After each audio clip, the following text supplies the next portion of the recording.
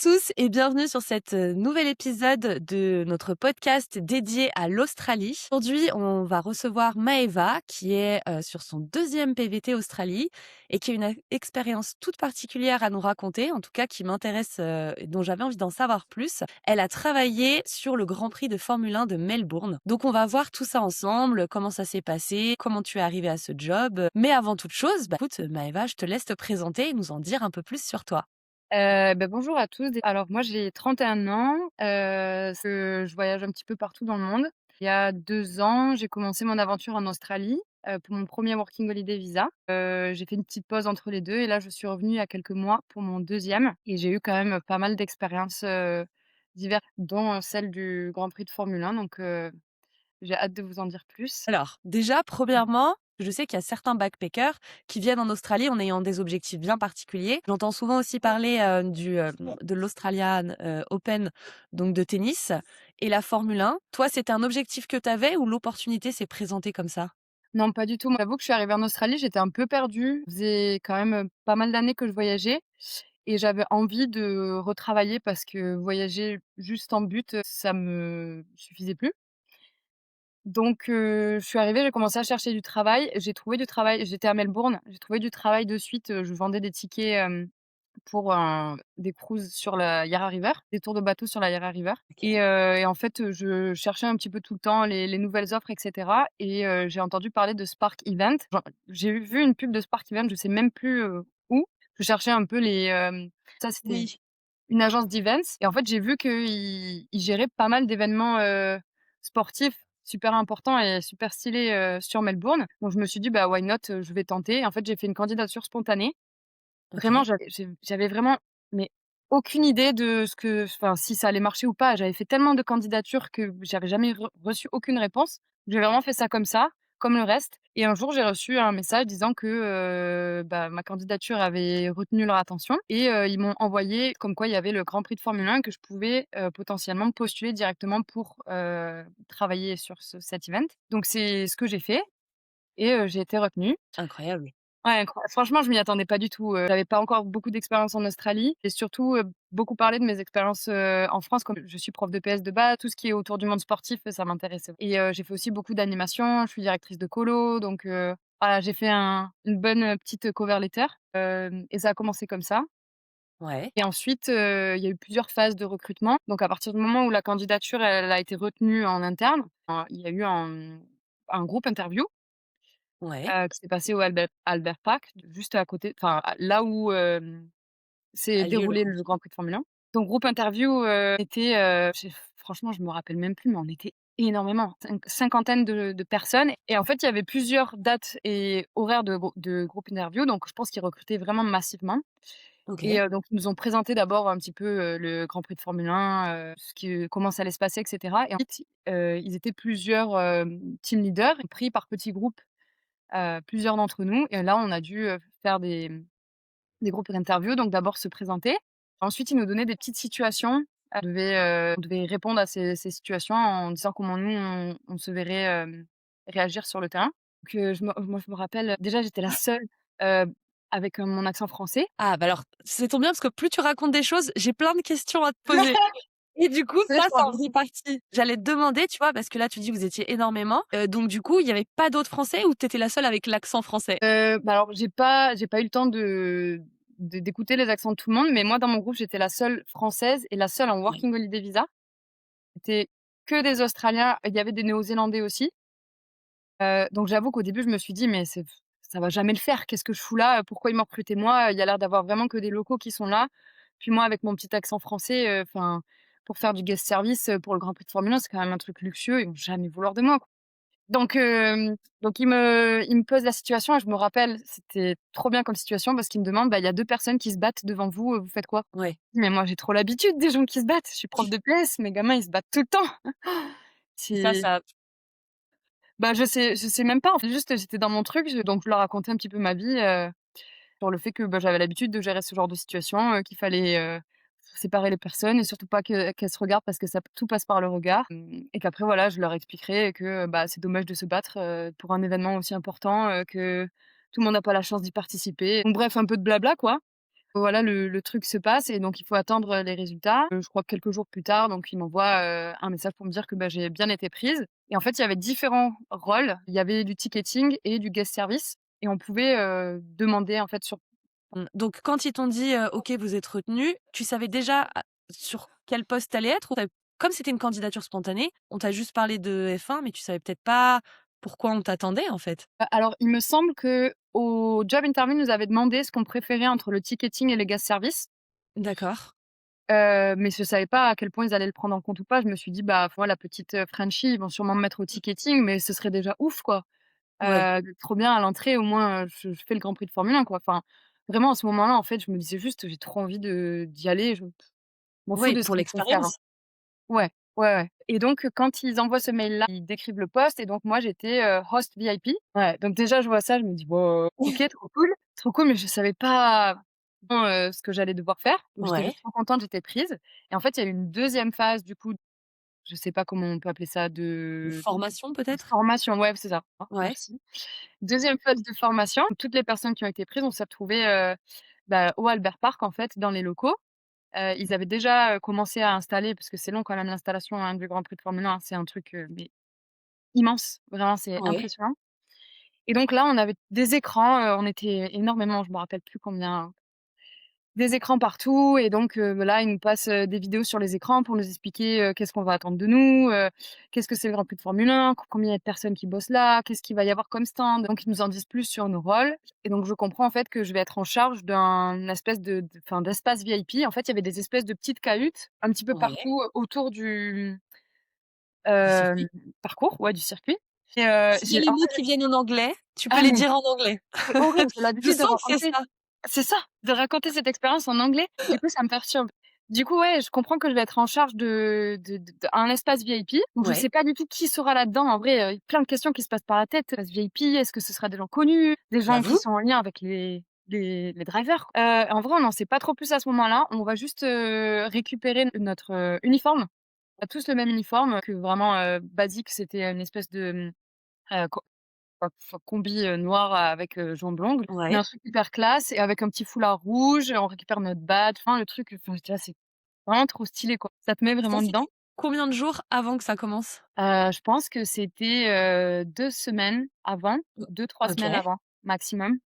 Et donc j'avais reçu mes shifts, donc je savais quand est-ce que je bossais. Alors j'ai bossé que sur 2 jours, mais déjà, enfin c'est pour moi c'était énorme, Ouais. et donc il y a quand même l'appréhension parce que, enfin, il y a quand même eu beaucoup de choses autour de: «Ouais, c'est trop bien le Grand Prix de Formule 1, regardez tout ce qu'on a, tout ce qui est organisé» et cetera, mais en soi, je savais pas exactement ce que je devais faire. Genre vraiment, ils ont décrit le poste comme s'assurer que tout se passe bien dans l'espace C'est un peu et léger.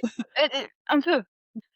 Donc voilà, j'avais quand même plein de questions dans la tête, mais en vrai, j'ai l'habitude du coup, de m'adapter. Ouais. Donc on va dire que bon, j'étais pas plus stressée que ça.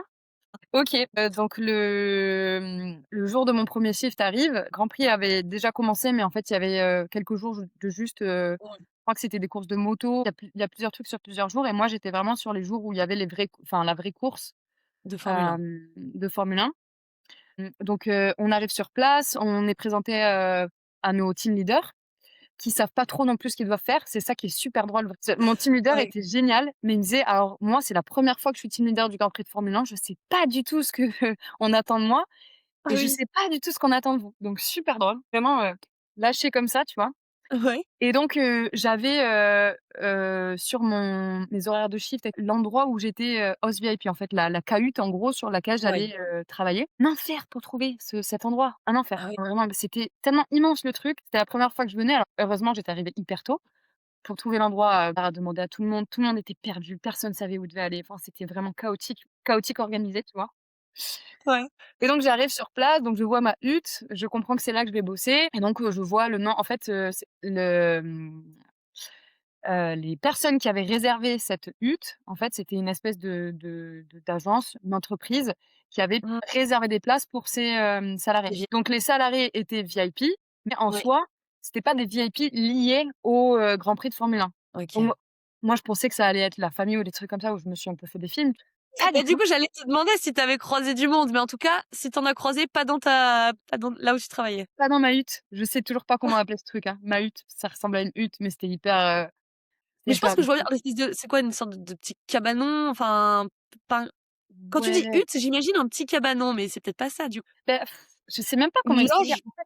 Une Ouais, sorte de c'était une loge, loge? c'était des loges et en fait, il y avait pas mal de loges qui étaient collées en fait, toutes les loges étaient différentes. Moi, j'étais dans des loges Mmh. qui étaient ni trop, luxueuses, ni trop nulles, quoi. C'était vraiment un bon mix. Il y avait d'autres, loges qui étaient vraiment, avec piscine, trucs comme ça.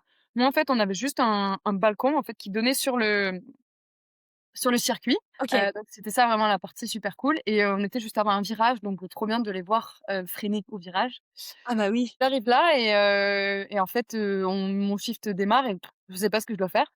Donc je suis là, je suis toute souriante. Je devais accueillir les VIP, j'avais une liste et je devais leur donner du coup des bracelets. Ouais. Donc c'est la première chose que je fais, premier contact avec eux et cetera, des gens super sympas, qui remarquent tout de suite que je suis pas australienne, hein, mais ça le faisait rire et ils aimaient bien. Une fois que j'ai fait ça, ça a pris 1 heure, bah, pas d'autres, choses particulières à faire. Parce que du coup, donc dans la loge, tu avais quoi? Tu avais un bar, une cuisine, salon? C'est grand à peu près comment? F On est parle plutôt de 5 VIP ou de 35 ou 50 VIP? Enfin Alors j ça dépendait des loges. Dans la mienne, il y avait, une trentaine de personnes ouais, et il y avait un service de traiteur avec de OK, la super bonne bouffe, du fromage et de la charcuterie. nickel. Donc il y avait vraiment un service de catering. Il y avait un barman aussi avec un petit bar qui gérait le bar et l'autre service de catering qui gérait, le la nourriture.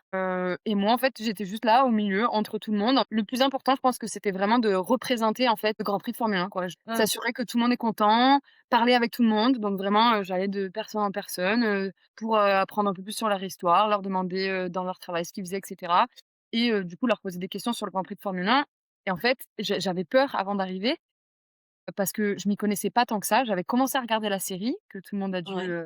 regarder sur Netflix? Netflix. Ouais. J'étais trop à fond. En fait, dès que j'ai su que j'avais l'opportunité de travailler là-bas, je me suis dit: «Je vais regarder la série». J'étais trop à fond dans la série et du coup aussi trop à fond dans le Grand Prix de Formule 1 et en plus à cette Ouais. époque, c'était Verstappen qui gagnait tout, donc il y avait un peu le challenge de: «Ouais, est-ce que» et en fait, je me rends compte que personne n'y connaît rien à la Formule 1. En fait, ils sont juste venus parce qu'ils étaient VIP, mais ça aurait été, une course, épique ou, du water polo, c'était pareil, quoi. C'était ça. Ils comprenaient rien donc du coup, je me suis dit: «Bah, vas-y, je vais leur expliquer un peu ce que je connais» et ils étaient trop, enfin, ils étaient agréablement surpris et puis du coup, pendant la course, je leur disais parce qu'en plus, c'est la course, pour ceux qui connaissent du coup le Grand Prix de Formule 1, c'est la course où, Verstappen a eu un problème moteur au 1er tour et donc il n'a pas pu, finir, sa course. C'est pas lui qui a gagné et c'était la première fois qu'il ne gagnait pas depuis, Ah enfin oui, donc beaucoup en de plus, courses. journée exceptionnelle entre guillemets Ah dans ouais. le milieu de la F1. Ah ouais et moi j'étais trop à fond et du coup j'étais trop excitée et j'essayais de le partager avec les guests et les guests étaient là: «C'est qui, Verstappen?» Vraiment, lunaire. Donc voilà, donc j'ai fait mes 2 jours comme ça où pas grand chose à faire de particulier à part, vérifier que tout le monde est content, tout le monde a ce qu'il faut en termes de nourriture, en termes de boissons. Il y avait aussi, enfin, un truc compliqué à gérer, c'était les accès, handicapés. OK. Ça avait pas été très bien géré et on nous avait dit: «Si vous avez des questions, si vous savez pas trop, référez-vous à votre team leader» et notre team leader savait pas trop non plus Oui. et on a eu un handicapé en fauteuil qui, dans ma loge et en fait, le problème c'est qu'il y avait pas d'accès, PMR Ouais. donc ça a été l'enfer. Donc bah, là, encore une fois, c'était notre rôle de vraiment s'assurer à ce que Mmh. le monsieur, il se sente pas trop catégorisé, que oui, il était adorable, donc ça a vraiment pas posé de Ouais. problème. Mais voilà, une des rares, problématiques que j'ai eues, hein, parce que le reste, tout s'est bien passé, hein, à part le bruit du circuit. Bon voilà. Et alors, parce que là, donc tu dis qu'il y avait un service de catering. Tu dis aussi que toi, tu devais s'assurer que tout le monde avait, tout ce qu'il fallait. Mais du coup, tu faisais du service ou c'est juste si tu Non. voyais que quelqu'un avait plus de petits fours, tu faisais passer le message, Ouais, c'était en fait, j'étais plus ou moins, médiatrice entre les autres services et les guests et sachant OK. que le service de catering, ils étaient employés par, une autre agence d'events. OK. Eux, ils avaient aussi leur propre, truc à faire en gros et j'interférais pas, enfin, ils savaient Mmh. ce qu'ils avaient à faire, quoi. Juste moi, je Ouais. vérifiais que les guests étaient contents, qu'ils adoraient le fromage, on se parlait de fromage, la France, tout ça. Avec une Française, Ah il bah devait oui. être tout content, ah non, mais c'est génial. Donc tu as passé 2 jours à profiter de la Formule 1 en étant payé, finalement à manger du fromage et discuter avec, des Australiens principalement, c'est ça que tu disais? Ouais, c'est un Donc peu ça. une expérience, pas mal. Ouais, franchement, super expérience et surtout que je me rends compte maintenant, sur mon deuxième visa je le sors tout le temps comme expérience et ça fait vraiment la différence, même si j'ai bossé que 2 jours. Ouais. Avoir bossé pour le Grand Prix de Formule 1 et avoir été host VIP, c'est enfin, c'est quand même pas rien et surtout que je postule pas mal dans les guest services donc ça pèse toujours, quoi, dans le game. Oui. On t'en a reparlé après sur tes autres jobs, tu vraiment senti que ça t'a apporté quelque chose? Comme tu dis, même si c'était que 2 jours, ça Bah, a ça vraiment m'a fait une surtout diff? apporté en termes d'image, plus qu'en Ouais. termes Mmh. l'expérience était incroyable, je veux dire, il y avait pas enfin, c'était pas compliqué en soi. Une fois que j'avais réussi les phases d'entretien, j'étais dedans et il y avait pas grand chose à faire en soi. Oui. Mais ouais, vraiment sur mon CV, fait la différence et puis en Australie, ils connaissent quand même pas mal, Mmh. le Grand Prix de Formule 1 donc c'est pas mal et Ouais. tout à l'heure tu parlais de l'Australian Open, et du coup c'est drôle parce que l'année dernière, on m'a enfin j'ai reçu la petite notification comme quoi ils recrutaient par, la même agence, par Spark, pour l'Australian Open et donc comme j'avais déjà bossé avec eux, en fait j'étais prioritaire donc Oh! j'ai été retenue pour bosser pour l'Australian Open. Ouais. Mais j'ai malheureusement pas pu y bosser parce qu'il fallait faire un Work with, Children check Ah oui. et j'étais dans le Western Australia et en fait, tu peux le faire que dans le Victoria, pour le Victoria. Enfin, j'avais pas de permis australien ou quoi que ce soit pour, valider mon identité et donc j'ai pas pu le faire parce que mon travail se terminait juste avant que ça commence et eux, ils avaient besoin de s'assurer que j'ai le Working with Children check avant de Ouais. commencer, le taf. Donc OK. voilà, j'étais à ça. Alors si, j'ai eu l'occasion d'y rebosser aussi, sauf que, en fait, j'ai fait un road trip du Western Australia jusque la Gold Coast, passé par Melbourne et après j'ai continué sur la Gold Coast et en fait, quand, j'ai reçu le message comme quoi, je pouvais intégrer certains shifts, j'étais déjà sur la Gold Coast et j'avais déjà Mmh. trouvé d'autres opportunités de travail sur la Gold Coast donc bah, j'ai pas Mmh. poursuivi. Écoute, ça reste déjà une belle expérience d'avoir bossé sur, le Grand Prix de Formule 1 et alors du coup, je crois que tu en as un petit peu parlé, mais donc toi, l'anglais, c'est plutôt OK? Enfin, parce que j'imagine que comme tu disais, tu te retrouves à devoir, parler en continu. Quelqu'un qui parle pas très bien anglais, tu lui conseilles ou pas ce job? Les phases d'entretien, elles sont quand même, enfin Mmh. c'est il faut parler, il faut montrer que tu as des skills de communication et que tu as pas de soucis, pour communiquer avec les guests, hein. Donc et puis je pense que tu te sens aussi beaucoup plus à l'aise quand, tu sais que tu peux communiquer sans problème parce qu'il y a quand même aussi l'accent, hein, australien vu qu'ils étaient pratiquement tous australiens. Donc c'était un petit challenge, mais c'est vrai que, enfin, j'avais quand même déjà un très bon niveau en anglais et je pense que ça fait la différence, quoi. Bon, pendant la phase d'entretien, tu as pas spécialement rencontré d'autres Français, mais est-ce que déjà, il y avait d'autres backpackers? Et après, est-ce que sur, pendant les 2 jours où tu y étais ou pendant la formation, tu as croisé d'autres personnes qui étaient aussi en PVT et qui profitaient des 2 jours, enfin qui profitaient, qui travaillaient Ouais. pendant 2 jours sur le Grand Prix? Alors, oui, moi mes collègues étaient tous australiens, enfin toutes australiennes, mais dans d'autres loges, j'ai rencontré une Française qui avait réussi, aussi à être OK. prise. J'ai pas rencontré beaucoup d'autres backpackers, mais cette année, en fait, j'ai un ami à moi qui a réussi à être team leader Oh! pour, le Grand Prix de Formule 1. Enfin, j'ai donné le contact de Spark et il a fait tout ce qu'il fallait pour être recruté en tant que team leader, parce qu'il a beaucoup d'expérience dans l'event sportif. C'est ce que Et j'allais te donc demander. lui aussi backpacker français, mais qui va être team leader au Grand Prix de Formule 1, donc encore plus, Ah oui, OK, bah là, ce week-end là, ouais, au moment où on enregistre, le Grand Prix, c'est ça. OK et donc lui pareil, j'imagine qu'il parle très bien anglais, d'autant plus si tu es team leader, Ouais, ouais, ouais. Il a un bon anglais, il a aussi pas mal d'expérience, dans l'event sportif. C'est ça qu'il recherche, customer service ou, l'event sportif. ouais, Il a bossé notamment pour les JO à Paris, donc ça aussi, ça oui, pèse pas mal. ouais, ça aide.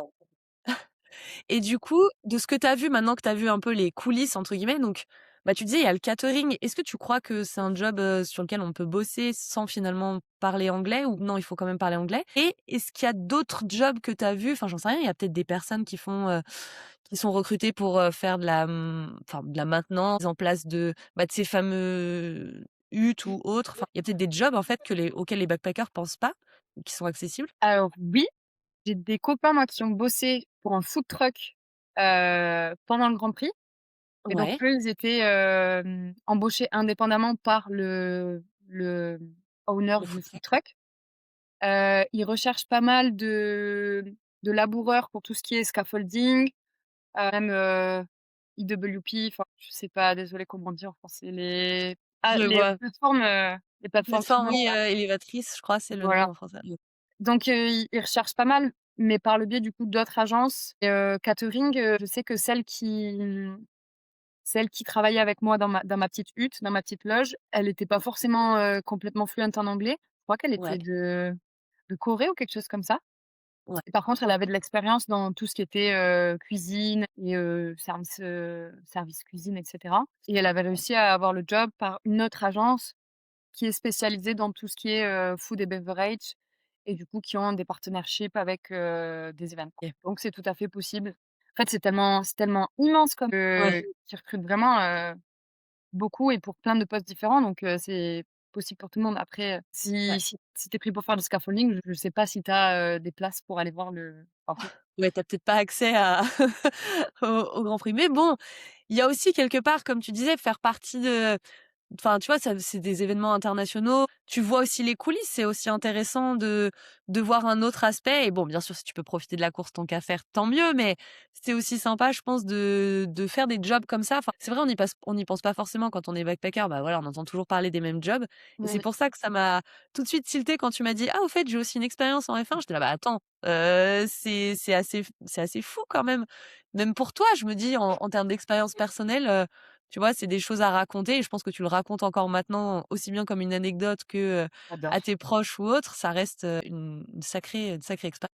Bah, c'est pour ça que enfin moi, le conseil que je donnerais aux nouveaux backpackers qui arrivent en Australie, c'est arrêtez de vous concentrer sur, l'hospitality et d'aller dans les quartiers les plus busy pour déposer vos CV. Essayez de trouver des trucs, qui sont pas forcément, happés directement par les backpackers, parce que c'est là que vous pouvez faire la différence aussi avec, des Australiens, et ramener un petit peu votre côté exotique, de français ou de d'autres pays d'Europe. Bah, surtout que comme tu disais, toi, tu as fait une candidature spontanée Mmh, et finalement ça a fonctionné et après, bon, ce que tu me l'as dit avant, c'est pas ta seule expérience un petit peu hors du commun. Alors c'est pas le sujet du podcast, mais si tu peux nous donner un petit aperçu parce que je sens qu'après il y a des gens qui voudront t'écrire pour en savoir plus. Qu'est-ce que tu as ouais. fait un peu comme job, qui sort de l'ordinaire en Australie? Hem Alors, j'ai fait vraiment de tout. C'est drôle, j'ai bossé avec les moutons. Alors vous savez, on tond les moutons, mais moi j'étais pas tondeuse. En gros, j'ai été, esclave des tondeurs. Tondeurs tondaient les moutons et moi je devais ramasser la laine, jeter la laine sur une table avec une technique que je n'ai jamais réussi à avoir, et ensuite trier la laine pour enlever tout ce qui était laine pourrie et bonne laine. Oui. C'était horrible, vraiment. Ça, c'était aussi particulier. Et après, bah, là, tu postules à des Voilà. jobs, qui sont, très originaux et que je te souhaite d'avoir parce qu'on pourra en faire un deuxième podcast si jamais tu arrives à avoir un des 2. Mais je tease un petit peu, mais je te laisse le dire. Bah, du coup, j'ai eu un job interview aujourd'hui pour travailler dans un escape game, la plus grosse chaîne d'escape game sur la Gold Coast. Recruter des game masters et scary actors, et donc il y a eu le job interview aujourd'hui. Ils m'ont donné un training shift, dimanche. Enfin, je suis trop contente parce que j'adore les escape games et je trouve ça trop bien comme expérience aussi. Et j'ai postulé aussi pas mal pour des, parcs d'attractions. Donc j'ai un job interview pour SeaWorld pour être, je sais pas comment dire en français, gérer les attractions quoi, Ouais. technicien d'attraction, et j'ai aussi eu un job, alors ça, je sais pas si, vous connaissez, ça s'appelle Replace Believe It or Not. Ça non. C'est un mélange entre un musée, un parc d'attractions. Ça fait Ouais. aussi, un magasin avec plein de trucs à vendre bizarres. OK. Donc j'ai eu, le job interview il y a 2 semaines et là je commence donc, jeudi. J'ai fait mes inductions, je commence jeudi, et en OK. gros, guest service, donc on vend des tickets pour nos attractions. On peut gérer, les attractions, gérer tout ce qui est, ticketing, donc donner les consignes de safety aux guests et cetera. C'est aussi un truc, un peu hors du commun, c'est super cool. C'est ça. Job là, ceux pour lesquels, bah, celui que tu commences jeudi et ceux pour lesquels tu as postulé, ils comptent pour les 88 jours ou pas? Non, non, bah, après je suis sur la Gold Coast, donc ici il y a rien qui compte, Oui. donc là-bas ça Donc, comptait. bah, après c'est pareil, ce que tu me disais tout à l'heure, tu as fait ta première année de PVT où là tu as validé tes jours.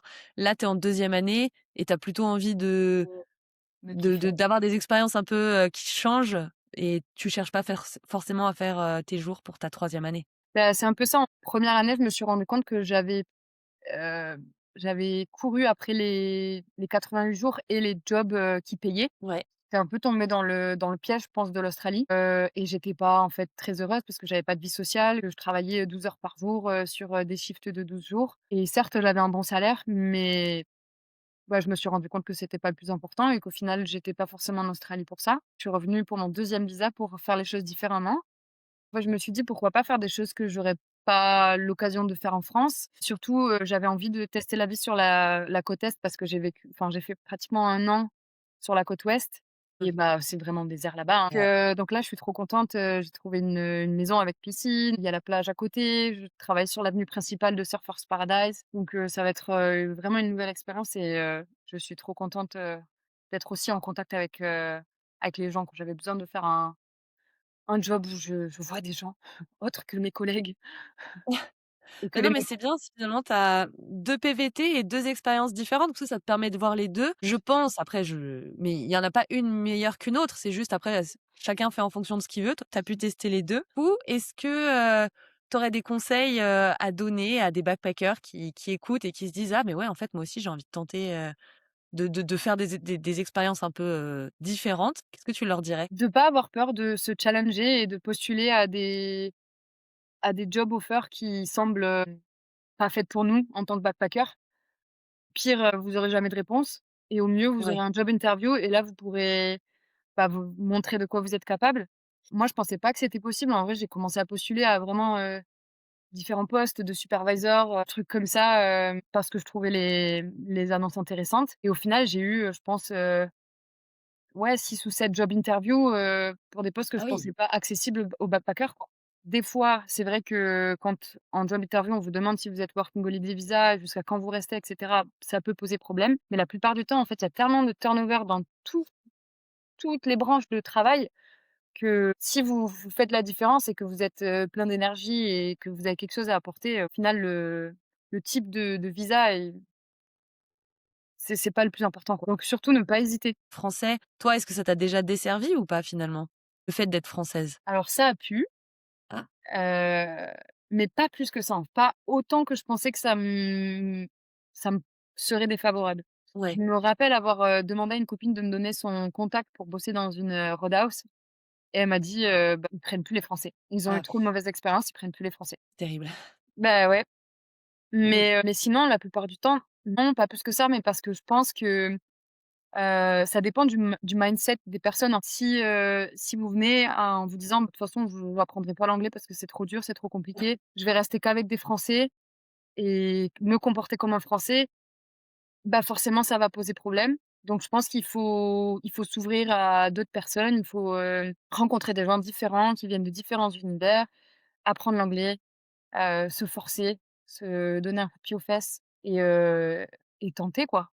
Qui ne tente rien n'a rien. Mais c'est un peu ça l'Australie et c'est je pense, très agréable, quand on est français et qu'on débarque parce que souvent, pratiquement tout le temps, on te donne ta chance. Si toi tu montres que tu as envie de travailler, qu'importe tes diplômes, si tu montres que tu as envie et si tu fais bien ton taf, on va te donner ta chance. Et c'est vrai que c'est ce que tu dis, en fait, il faut oser, il faut tenter parce que si vous avez vraiment envie de travailler dans un domaine ou si vous montrez vraiment que, vous si tu es C'est prêt à le ça. faire, fais-le, tente-le et puis si derrière tu fais le taf et ben c'est parfait en fait, tu peux continuer, C'est ça. Je trouve ça vraiment, vraiment totalement différent la manière dont ça fonctionne ici par rapport à la France où on va plutôt mettre en avant les diplômes, l'expérience et pour certains postes ici, en fait, ils veulent juste voir ta personnalité et si, tu as quelque chose à apporter de différent, bah, c'est pas grave si tu as pas d'expérience, on va te former et en fait, je trouve ça super ouais. parce que ça laisse la chance, à n'importe qui a la motivation nécessaire. Alors qu'en France, bah, on te demande toujours de l'expérience. Excuse-moi, mais si je commence pas dans ce domaine, j'aurai jamais d'expérience. C'est vrai. C'est Eh oui, le serpent qui se mord la queue, quoi. exactement. Non, bah, écoute, en tout cas, c'est parfait que tu aies pu tenter cette expérience et faire cette candidature spontanée parce que j'espère que ça va donner des idées à certains ou peut-être aider certains à sauter le pas de se dire: «Ah non, mais j'ai trop envie de bosser là-bas, mais je pourrais pas». En fait, le mot d'ordre, c'est: il faut oser. Pire, on vous retient pas, bon, bah, on vous retient pas et voilà, mais C'est ça. tant que tu tentes pas, de toute façon, tu peux pas savoir si tu pourras être recruté ou non. Donc vraiment, super. Moi aussi, ça me donne envie de Pas vrai? postuler à n'importe quel type de job, c'est juste pour voir, pour se dire: «On sait jamais, écoute, on sait Les pas ce les que ça va donner». les opportunités sont tellement nombreuses en Australie, il faut pas se cantonner à serveur, barista ou kitchen hand, quoi. Il y a tellement Ouais. de possibilités. Non, bah, très bien. C'était un super message, je pense que non, mais c'est vrai. Je pense que, certains auront des questions à te poser. Est-ce que tu es OK pour qu'on partage ton Instagram? Et si oui, est-ce que tu peux nous redonner ton nom Insta? Oui, alors avec plaisir, c'est Mahé, M-A-E tiré Parfait, Maïf. Eh ben, écoute, de toute façon, on le réécrira dans la description, pour les gens qui veulent te contacter directement. Moi, je vais suivre et savoir si tu, es prise à SeaWorld ou pas, ou si tu, j'ai envie de savoir un peu la suite aussi, ou dans l'escape game. L'escape game aussi, je trouve ça très canon. ah j'adore. Franchement, peut-être des Français qui viendront te voir après, pour se faire un petit escape game, je pense Venez, que je peux vous faire des discounts, hein. ça, c'est ce qu'on aime, tu vois? La l'entraide entre backpackers. Mais non, mais franchement, c'est super. Merci beaucoup en tout cas, Merci. pour toutes ces infos et puis, bah, comme je le disais, des gens ont des questions, ils peuvent t'écrire directement sur Insta, Oui. et puis voilà. Est-ce que tu as un dernier mot à dire, un petit mot de la fin? Bah, merci de m'avoir écoutée. Merci à toi et puis, bah À bientôt.